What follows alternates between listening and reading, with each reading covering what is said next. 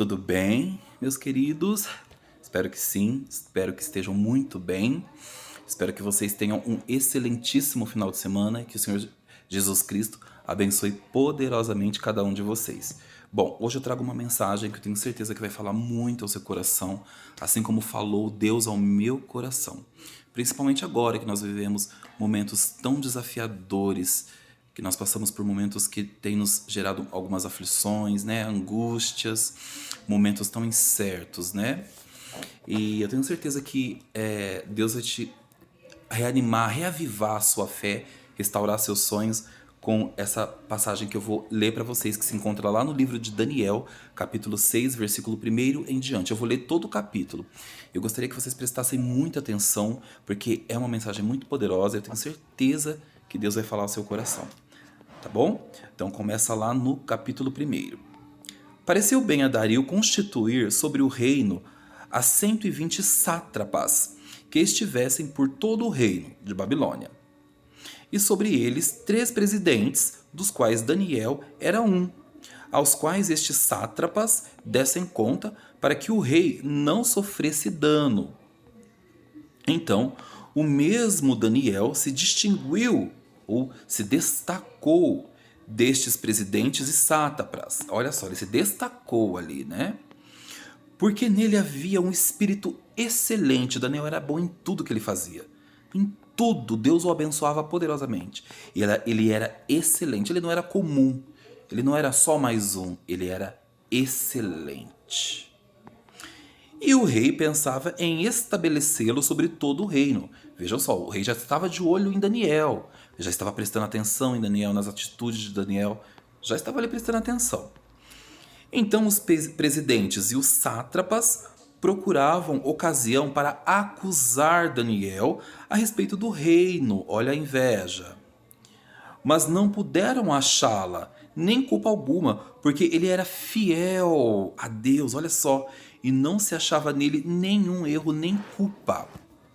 Disseram, pois, estes homens, né? Nunca acharemos ocasião alguma para acusar este Daniel, se não a procurarmos contra ele na lei do seu Deus. Então estes presidentes e sátrapas foram juntos ao rei e lhe disseram: Ó rei Dario, vive eternamente.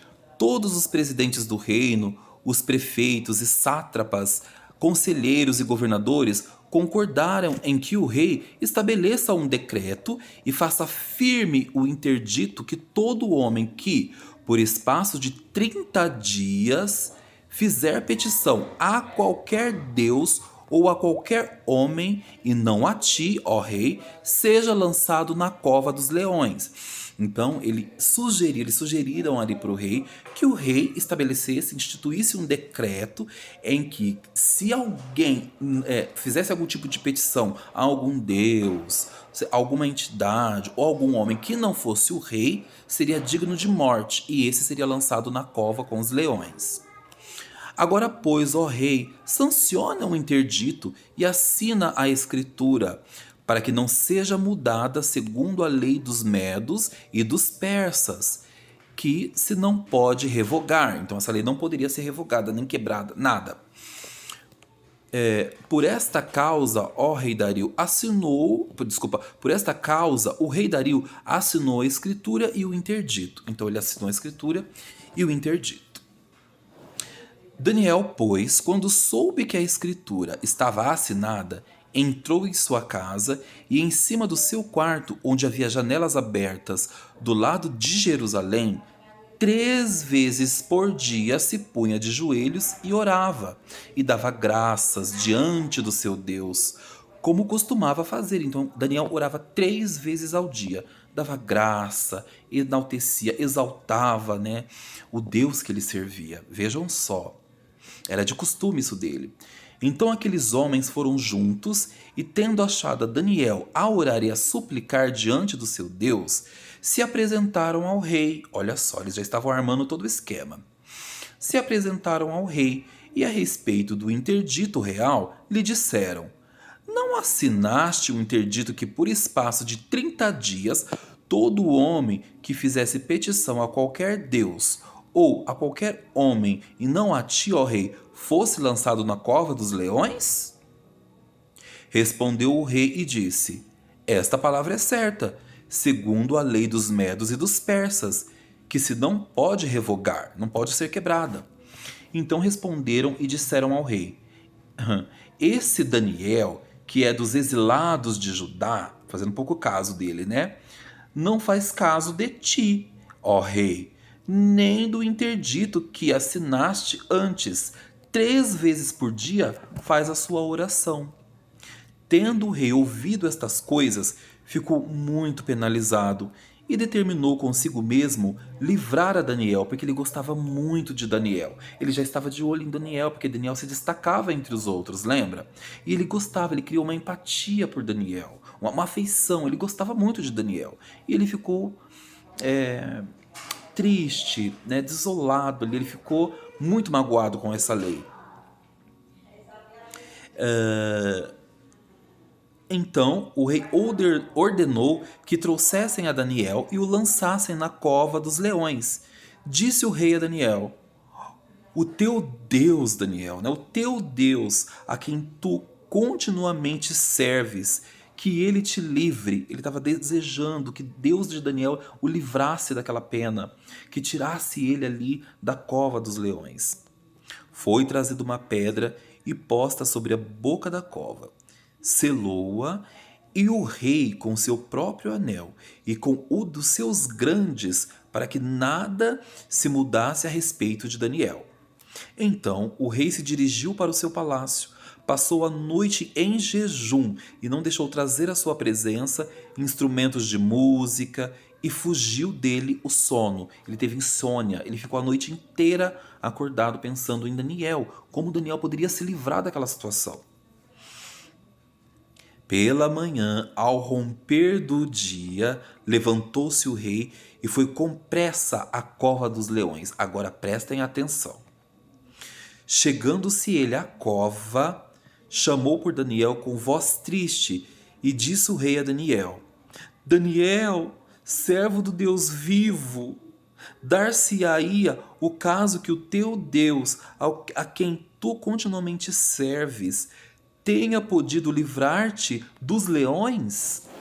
E aí Daniel responde: Então Daniel falou ao rei: Ó rei, vive eternamente. O meu Deus enviou seu anjo e fechou a boca dos leões, para que não me fizessem dano, porque foi achada em mim inocência diante dele. Também contra ti, ó rei, não cometi delito algum. Então o rei se alegrou sobremaneira e mandou tirar Daniel da cova. Assim foi tirado Daniel da cova, e nenhum dano se achou nele, porque crera no seu Deus. Ordenou o rei, e foram trazidos aqueles homens que tinham acusado Daniel e foram lançados na cova dos leões. Ele, seus filhos e suas mulheres, e ainda não tinham chegado ao fundo da cova, e já os leões se apoderaram deles. O veneno se voltou contra eles, e lhes esmigalharam todos os ossos. Então o rei Dario escreveu aos povos, nações e homens de todas as línguas que habitam em toda a terra: Paz vos seja multiplicada. Faça um decreto pelo qual, em todo o domínio do meu reino, os homens tremam e temam perante o Deus de Daniel, porque ele é o Deus vivo e que permanece para sempre, e o seu reino não será destruído, e o seu domínio não terá fim. Ele livra, ele salva, e faz sinais e maravilhas no céu e na terra. Foi ele quem livrou Daniel do poder dos leões. Daniel, pois, prosperou no reinado de Dario e no reinado de Ciro, o persa. Gente, vale muito a pena ser fiel a Deus, acreditar em Deus, nas promessas de Deus. Eu confesso que nós temos algumas dificuldades, porque nós somos seres imediatistas e nós acreditamos muito nas circunstâncias que nós vivemos, no tempo real, ali no que está acontecendo agora. Mas Deus, ele é atemporal, ele é eterno. Deus sabe o futuro, Deus sabe o passado. E sabendo o nosso futuro, quando nós entregamos as nossas vidas em suas mãos, ele pode mudar a nossa história. Ele pode mudar a nossa vida. Ele pode mudar o nosso destino. Basta a gente querer. Mas por que que às vezes a gente reclama e fala: Senhor, mas por que minha vida continua assim? Por que eu não mudo? Por que eu não consigo isso? Por que eu não consigo aquilo? Por que eu não consigo perdoar? Por que eu estou vivendo de uma forma amargurada, cheio de rancores, cheio de mágoas? E por que o Senhor não faz alguma coisa para eu melhorar? Porque isso tem que partir da gente, gente. Isso tem que partir de nós. Por quê? Porque Deus, ele não viola o nosso livre-arbítrio. Deus permite, Deus ama tanto a gente que Deus permite que nós façamos as nossas escolhas com o nosso livre-arbítrio. Por isso que a gente precisa permitir que Deus haja em nossa vida, atue em nossa vida. Como? Oração. A gente precisa pedir para Deus: Senhor, tira isso do meu coração, me dá. Eu preciso de entendimento, eu preciso de esclarecimentos, eu preciso entender o porquê dessas dores, eu preciso entender por que eu não consigo me dar bem em certas áreas. Temos que perguntar para Deus e Ele vai responder. Mas a gente não pode orar uma vez só e acabou. Tem que ser sempre. É um ato constante, porque isso mostra que nós temos fé. E quando nós temos fé, Deus é capaz de agir. Entendeu? Agindo Deus, quem impedirá? Ninguém. Se você tiver a fé do tamanho de um grão de mostarda, você será capaz de mover montanhas. Então, mas eu não tenho fé? Vamos pedir para Deus. Vamos pedir. Eu também tenho uma certa dificuldade. Mas vamos pedir para Deus. Eu tenho certeza que Ele vai te abençoar. Eu tenho certeza que Ele vai te dar as respostas que você precisa. Amém? Eu creio nessa promessa. Eu creio, porque Daniel foi um vencedor. Ele creu e ele venceu. Deus exaltou Daniel sobremaneira, que deixou toda uma nação ali pagã, que acreditava em outros deuses atônitos e crendo no Deus vivo. Amém? Eu espero que você guarde essas palavras no seu coração e confie mais no poder de Deus. Tenho certeza que Ele vai operar milagres na sua vida. Em nome de Jesus. Amém.